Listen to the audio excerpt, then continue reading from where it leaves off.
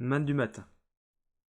Si l'un de vous manque de sagesse, qu'il la demande à Dieu, qui donne à tous, simplement et sans faire de reproche, et elle lui sera donnée. Jacques 1,5. Il existe un domaine où la raison de l'homme ne peut pas entrer, celui de la foi et des choses divines. En voulant le faire, elle démontre son impuissance. En voulant s'ingérer dans le domaine de la foi, la sagesse humaine et la prudence humaine provoquent inévitablement des dégâts. Dieu s'est révélé à l'homme. Il lui a montré le chemin du salut. Il lui a fait connaître sa volonté. Elle lui a même, par pure grâce, révélé quelque chose de ses projets à venir.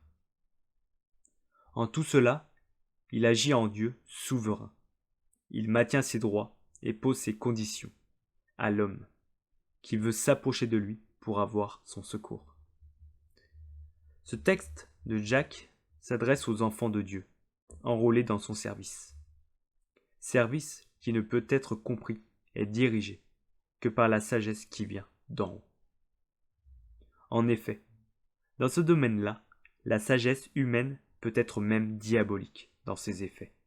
Jacques 3, 15. Il est salutaire et nécessaire de le reconnaître avant de vouloir travailler pour le Seigneur. Si donc quelqu'un manque de sagesse, de cette sagesse divine, qu'il prie. L'apôtre Paul veillait sur ce point. Il allait jusqu'à dire « Je ne dis pas que nous soyons capables, par nous-mêmes, de concevoir quelque chose comme si cela venait de nous. Notre capacité, au contraire, vient de Dieu. » 2 Corinthiens 3, 5. Rappelons-nous que le service du sanctuaire doit être l'œuvre de Dieu, pas la nôtre. Qu'il la demande à Dieu, qui donne à tous simplement et sans faire de reproches.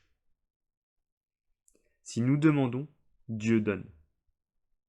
Ainsi, nous avons l'occasion de démontrer que celui que nous servons est responsable de nous donner tout ce qui est nécessaire pour poursuivre la course et être en bénédiction. Il nous donnera de comprendre ses directives dans toutes les situations. Dans la confusion présente, les divers courants qui s'entrechoquent dans le monde et dans l'Église, nous ne pouvons pas triompher sans la sagesse d'en haut. Elle est comme la rosée qui pénètre, comme la manne qui nourrit. Tout bienfait et tout don parfait viennent d'en haut. Ils descendent du Père des Lumières. Jacques 1,17. Verset biblique. Exode, chapitre 31, versets 1 à 11. L'Éternel parla à Moïse et dit : Sache que j'ai choisi Betsalel, fils d'Ouri, fils de Hur, de la tribu de Juda. Je l'ai rempli de l'Esprit de Dieu, de sagesse, d'intelligence et de savoir pour toutes sortes d'ouvrages. Je l'ai rendu capable de faire des inventions, de travailler l'or, l'argent et l'airain, de graver les pierres à enchâsser, de travailler le bois et d'exécuter toutes sortes d'ouvrages. Et voici, je lui ai donné pour aide Oliab, fils d'Aïsamach, de la tribu de Dan. J'ai mis de l'intelligence dans l'esprit de tous ceux qui sont habiles, pour qu'ils fassent tout ce que je t'ai ordonné. La tente d'assignation, l'arche du témoignage, le propriatoire qui sera dessus et tous les ustensiles de la tente.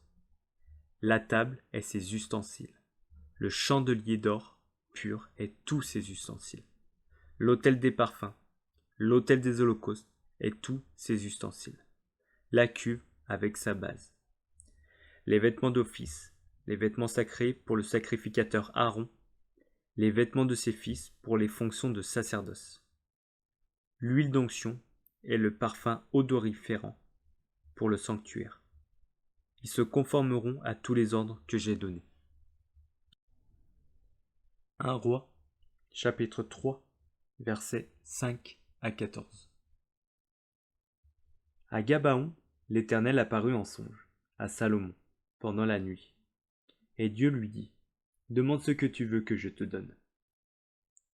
Salomon répondit, tu as traité avec une grande bienveillance ton serviteur David, mon père, parce qu'il marchait en ta présence, dans la fidélité, dans la justice et dans la droiture de cœur envers toi. Tu lui as conservé cette grande bienveillance, et tu lui as donné un fils qui est assis sur son trône, comme on le voit aujourd'hui. Maintenant, Éternel mon Dieu, tu as fait régner ton serviteur à la place de David, mon père, et moi, je ne suis qu'un jeune homme, je n'ai point d'expérience. Ton serviteur est au milieu du peuple, que tu as choisi, peuple immense, qui ne peut être ni compté ni nombré, à cause de sa multitude. Accorde donc à ton serviteur un cœur intelligent pour juger ton peuple, pour discerner le bien du mal. Car qui pourrait juger ton peuple, ce peuple si nombreux? Cette demande de Salomon plut au Seigneur. Et Dieu lui dit, puisque c'est là ce que tu demandes, puisque tu ne demandes pour toi ni une longue vie, ni les richesses, ni la mort de tes ennemis, et que tu demandes de l'intelligence pour exercer la justice, voici, j'agirai selon ta parole. Je te donnerai un cœur sage et intelligent, de telle sorte qu'il n'y aura eu personne avant toi, et qu'on ne verra jamais personne de semblable à toi. Je te donnerai, en outre, ce que tu n'as pas demandé, des richesses et de la gloire, de telle sorte qu'il n'y aura, pendant toute ta vie, aucun roi qui soit ton pareil. Et si tu marches dans mes voies, en observant mes lois et mes commandements, comme l'a fait David, ton père, je prolongerai tes jours.